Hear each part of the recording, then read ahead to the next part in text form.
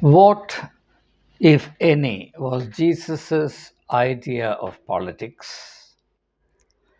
How is his idea of politics relevant to the present day context? Welcome to everyone who is interested in this topic. Let me be as direct and as simple as I can. The central point, the heart, if you like, of Jesus' political outlook or political vision was freedom. What is my basis for saying so? When Jesus identified the main ingredients of his ministry or his mission, he emphasized the importance of freedom. In the 18th verse of the 4th chapter of Luke's Gospel, Jesus said that he came to set the captives free.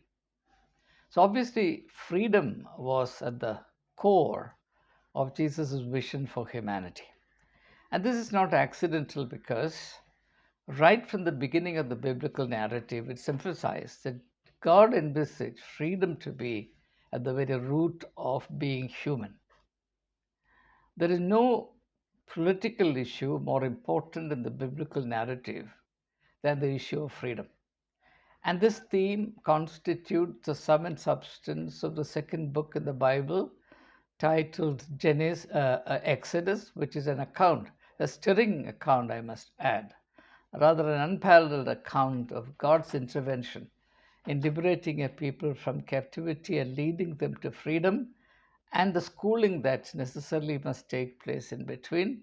I will not go into the details of that process. You may gather it from the book of Exodus. Here, our focus shall be entirely on Jesus' idea of politics. So, Jesus looks at human life in general, and therefore, by implication, underline the word implication, idea of politics in light of freedom.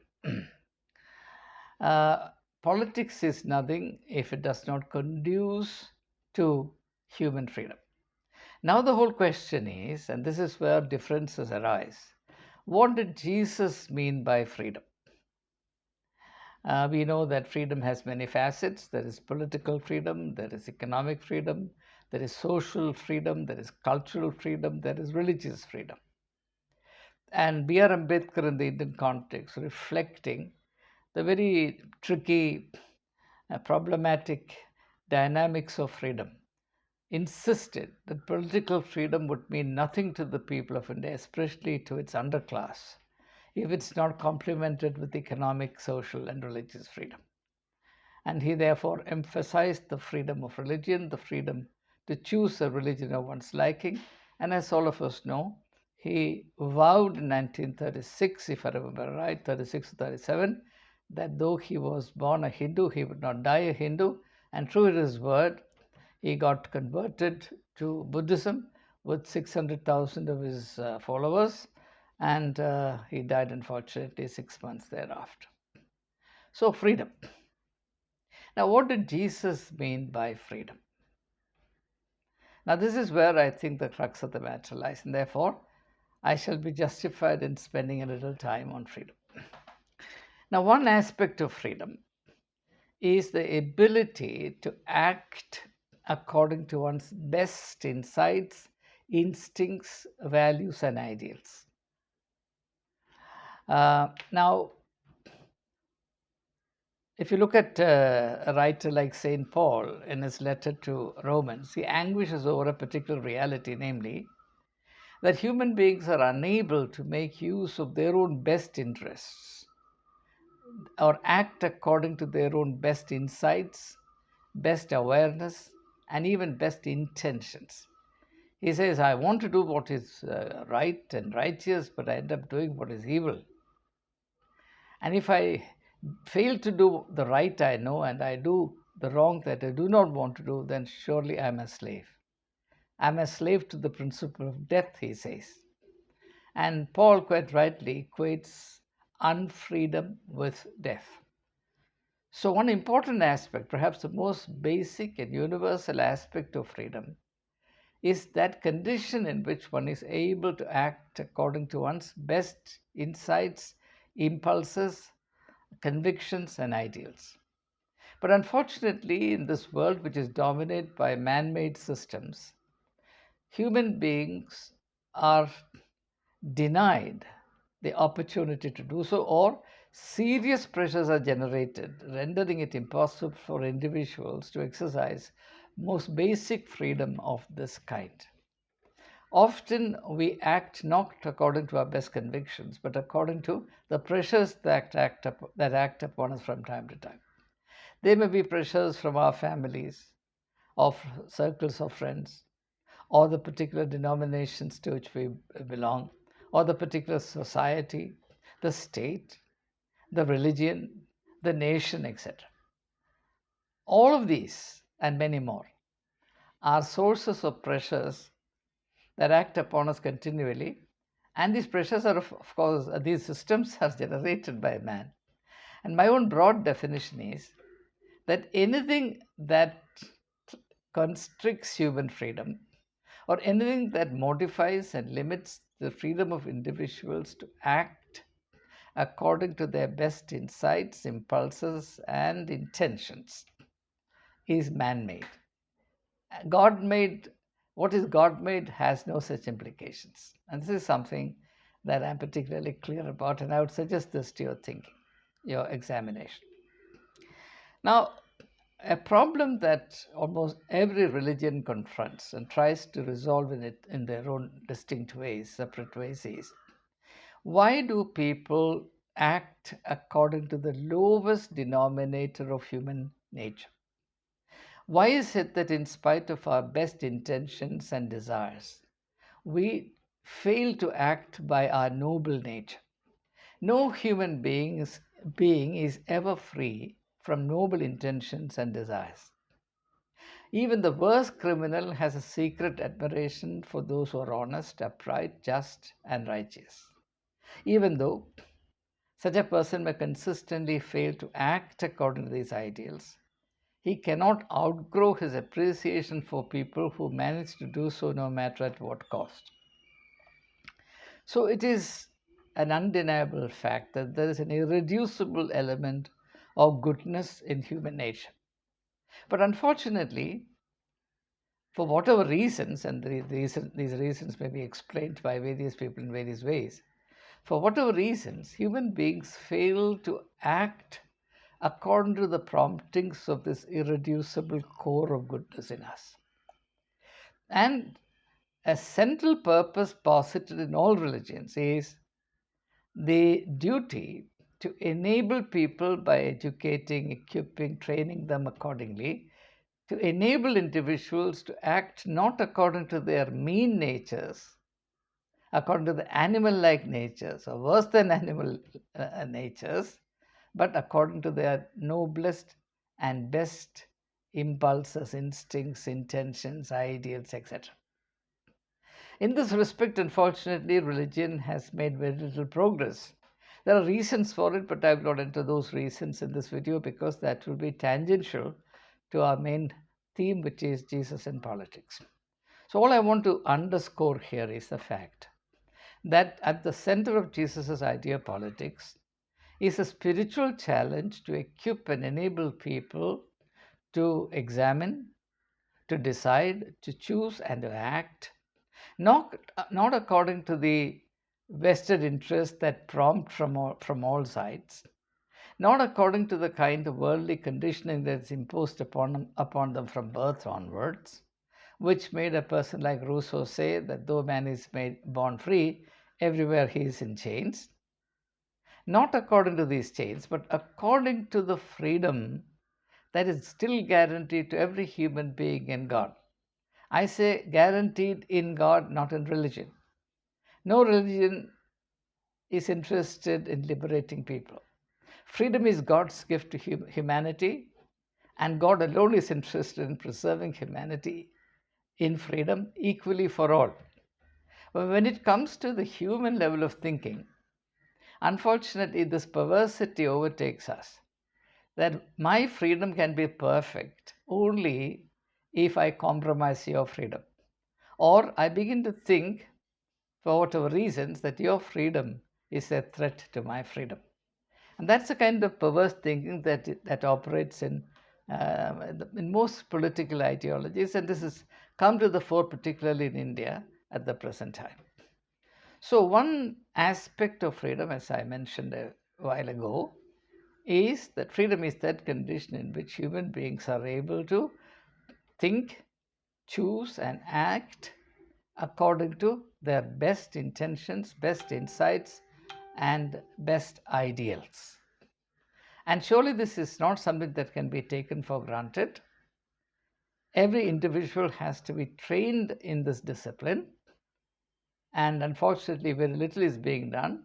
And in the Indian context, as in many other contexts, I'm afraid, whatever is done is actually to the contrary. Attempts, systematic, orchestrated attempts are made to play up and activate what is low, mean, and bestial in human nature.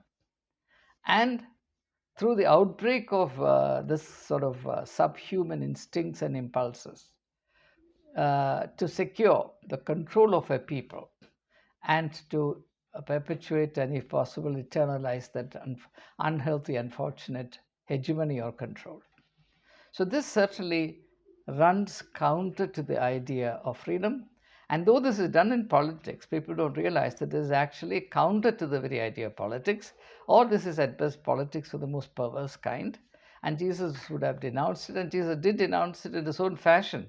At that time, Jesus did not really pay prioritized attention to the dynamics of politics, because he was more interested in reforming religion and leading people out of their slavery to religion, because Jesus realized that the seed of slavery, the seed of unfreedom, lies buried in religion, and it's from religion that this contagion or this infection spreads to politics. Therefore, unless and until religion is reformed and religion is rendered a sphere conducive to human freedom, the inclination towards slavery, perpetuating slavery, or inflicting slavery on a section of the society in order to enlarge the scope of the freedom of some others, that problem cannot be solved unless and until this religious inclination towards slavery or religious tendency to sanctify the slavery of some and to perpetuate, legitimize the hegemony of some others is addressed fair and square, and the truth is pronounced on this perversity. And that's what Jesus did. And that's actually the prophetic content in Jesus' public ministry. So this much should be very clear. I'm repeating it, I'm consciously doing so, so this idea takes root in our consciousness, namely that freedom means the ability to think, choose, and act according to the best ideals that we endorse, the ideals that in theory we would subscribe to and profess. The second important aspect of freedom is the freedom or the ability to consider, to liberate oneself from this small immediate context and to put oneself in connection to the big picture, or in traditional language we call it to think and act universally, or act in terms of universal thinking. Now, in cliche, this is sometimes put as think globally, act locally. Think globally, act locally. Now, there is a beautiful parable that Jesus taught which illustrates this. There is a parable of the mustard seed. The mustard seed sprouts and becomes a tree, and with a sort of poetic license, Jesus says it sends its branches to the end of the world. Then birds of the air come and build their nests on it. Now, if you look at the mustard seed, a mustard tree, it's a beautiful illustration of the blend of the global and the local. Its branches are all over, it covers the face of the earth, if you like, but its roots are here in the local. So, even while you stand in the local context, if you are a free soul, if you have any sense of political responsibility, you will think globally, which means that to one who is genuinely free, jingoism is anathema. To one who is genuinely free, the sort of paranoid patriotism which understands love for the country merely as hatred to neighboring countries is anathema, is unacceptable. If you really have this kind of discipline, say for example in the domain of religion where it actually should sprout, then it's impossible that you love your denomination and hate other denomination, or you love your co-religionists and you despise people who practice other faiths, other religions, etc. Or you belong to a particular culture and you love that culture and you believe that your culture is superior to all the rest, which is not a problem. But it becomes a problem when you begin to look down on others and think that all others are living in darkness and error. Now, this is certainly not acceptable in sanctified politics. Now, here let me introduce a name which is familiar to everyone, Aristotle. Aristotle lived about 300 years before Jesus Christ. Aristotle set out to write a book on politics, but eventually it became two books, Ethics and Politics. And that's only understandable because to Aristotle, as to all Greek thinkers really, there can be no politics without ethics. Unfortunately, today we live at a time when a complete divorce has been effected by common consent between ethics and politics, and we take pride in what's called post-truth politics, which is politics without principles, politics without ethics, politics which has no regard or margin for truth. It is politics that triumphs and must triumph only on the strength of untruth, even though a country like India has for its national motto the statement, Satyameva Jayate Nanardam, meaning truth alone shall triumph, not untruth. So, unlike us, the great Greek philosophers, Aristotle in particular, and his mentor Plato certainly, believed that without ethics there can be no politics. Therefore, when Aristotle set out to write a book on politics, his first question was how to produce a good man, a good human being. Because he realized that without a good human being, there can be no good politics. And that is precisely what Jesus followed. Jesus insisted. I'm not saying that Aristotle influenced Jesus, or Jesus is a disciple of Aristotle. That's not what I'm saying. There's no historical or literary or philosophical proof that Jesus was influenced by Aristotle. Though it is not entirely unlikely that Jesus was aware of Aristotle's teaching because from the Greeks, this whole culture spread to Rome. The decline of Greece was the gain of Rome, or the ascendancy of Rome. And at the time of Jesus Christ, Palestine was under Roman domination. Therefore, it's not entirely far-fetched to imagine that via Rome, the ideals, the insights, the norms, the philosophical standards of the Greeks could have reached Palestine. To what extent Jesus was aware of them, it's difficult to prove. But there are very striking similarities of thought, not merely between the insights of Aristotle and Jesus Christ, but also between the thoughts of the Stoic thinkers of Athens and Jesus Christ. But that's not my main subject here, therefore I will not digress into that. Now, Jesus, much like Aristotle before him, truly believed that the key to redeeming politics cannot be reformed directly. Even if you reform political systems and structures a million times, politics is not going to improve. If politics is to improve, the people participating in it must improve. Human nature must improve. Therefore, Jesus' strategy for reforming politics was not leading a political struggle or political revolution to substitute one system of one mode of politics with another. He cared two hoods for it. But Jesus was deeply and radically political in his insight that's only by improving human nature that politics could be reformed at all. And I believe in it wholeheartedly.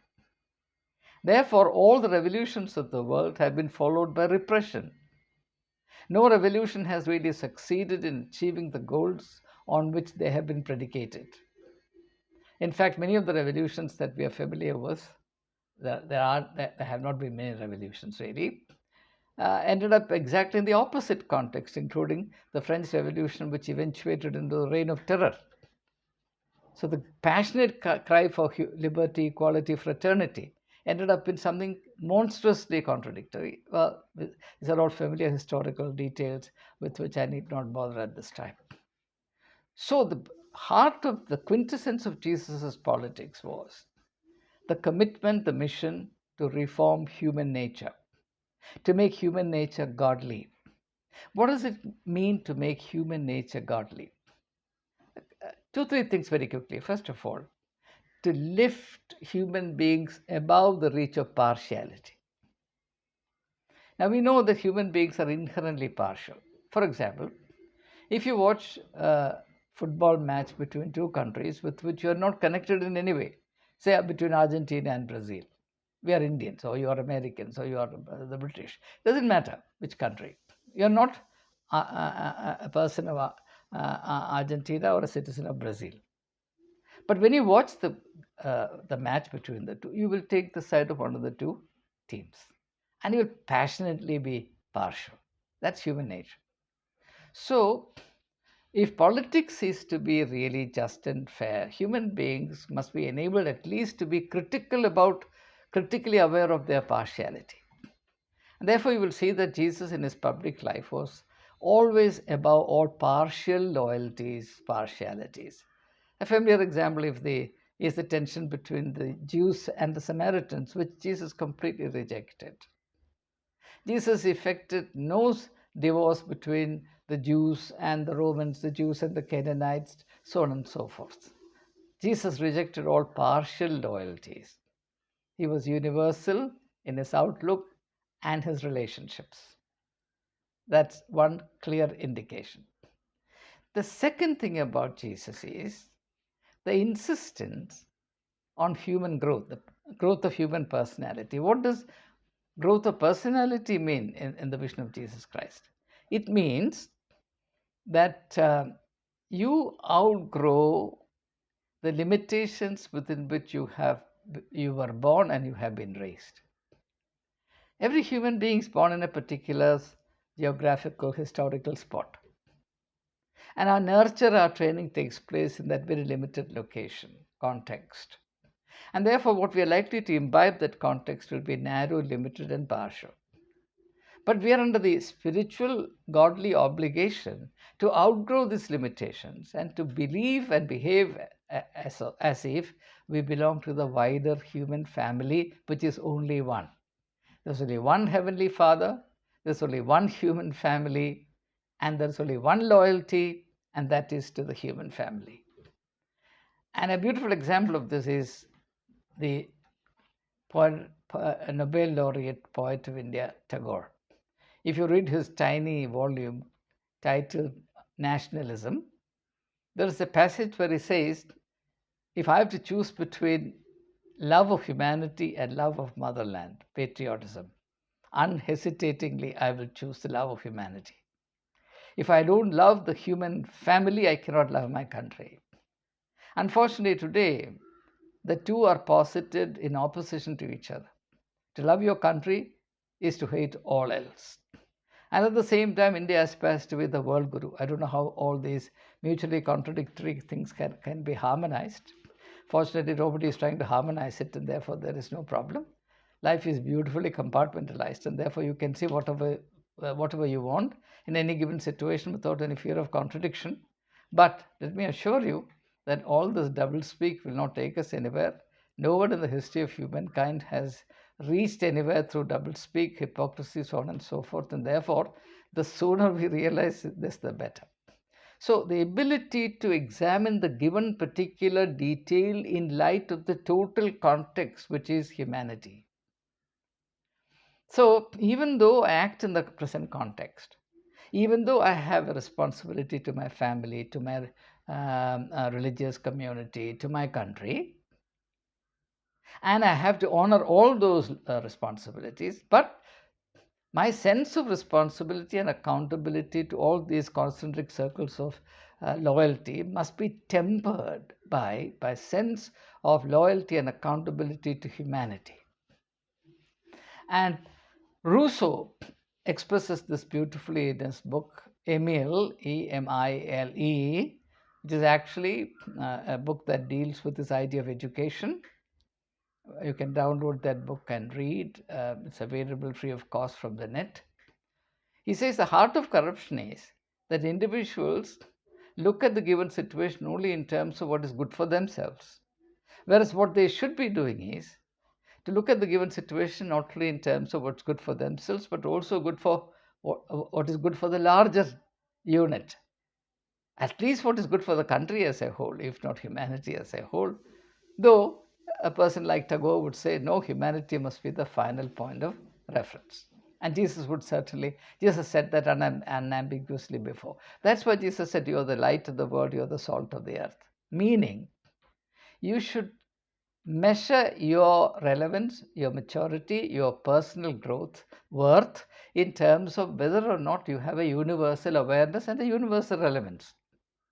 You're as great as your relevance is universal, and you're as small as your relevance is local and limited and parochial. This is something that everyone, particularly those who have any sense of spiritual enlightenment, must be aware of. So therefore, Jesus was deeply, radically political, but he looks completely apolitical to us because his idea of politics was different. His political strategies were different. And I believe that only Jesus' idea of politics will work. Let me give one illustration, and with that I'll close. Jesus' idea of leadership. Now, certainly, it's an idea that critiques every model of political leadership extant today anywhere in the world. What did Jesus say? In this world, men love to lord it over others, but it shall not be so with you. Among you, whoever wishes to be the first must be the last. He who wishes to be the leader of all must be the servant of all. And then he talked about himself. Even so, the Son of Man has come, not to be served, but to serve and to give his life as a ransom for the sins of the world. Jesus is saying that a true leader is not someone who inflicts a sense of importance on others, who suppresses others, who degrades others in order to show himself off in a better light in comparison. A true leader is one who tries to bring out the best in everyone within his domain of responsibility. A true leader is not one who projects himself as the king, the Chakravartin, if you like. As a true leader is one who contributes to your sense of self-worth to such an extent that you begin to feel that you are a king. But that can be done only if the leader has the humility, the meekness, and the sense of accountability to God to realize that we are all fellow human beings, and therefore he cannot thrive at the expense of others. No individual who tries to project his worth or importance or his authority or tyrannical hegemony by degrading even a single fellow human being is a political leader that's worth acceptance even for a minute. Such a person should be deemed a pestilence, to tell you the truth. There was a person like that in the gospel narrative. His name was Herod. Herod put to sword 2,000 children, 2,000 infant boys under 2 years of age. Why? Because he came to know that a boy who was to be the king of the Jews in later times was born. And obviously he was superior. He was superior to Herod. Herod could not stand such a thought. And there's a characteristic way of responding. And this is the way politics responds today. Eliminate everyone who is likely to be a competitor. Eradicate everyone who is likely to be even a marginal inconvenience. That's not leadership. That is satanic paranoia of the most deadly kind. Now, 1,000 people, 1,000,000 people, a billion people may eulogize it, but that doesn't make it any good. It only means that people are foolish They lack discernment. That's why the Bible says, where a people lack vision, a nation perishes. Where a people lack vision, a nation perishes. So it's very important that Christians in particular understand what Jesus' idea of politics was, his main ingredients. And not only to understand, but also to stand on it. But unfortunately, looking at what's happening in Kerala, the kind of political maneuvering that church leaders in Kerala are undertaking makes my heart sink into my boots, frankly. Such heartbreaking spiritual illiteracy, such impregnably dark and dingy understanding of politics, and such naked endeavors of self seeking and cowardly attempts to save one's own skin by imperiling or corrupting the spiritual moral fiber of an entire faith community. Very regrettable. Well, I wish to say nothing more about it, but please remember that there is something called sanctified politics. And the fundamental duty of Christians, if they have any accountability to God, is to bear witness to this idea of politics in today's context and to make sure and to ensure that this idea prevails and not the demonic idea of politics, which can only drag a whole people to the very bottomless abyss of self destruction. Thank you, and may God bless the whole world.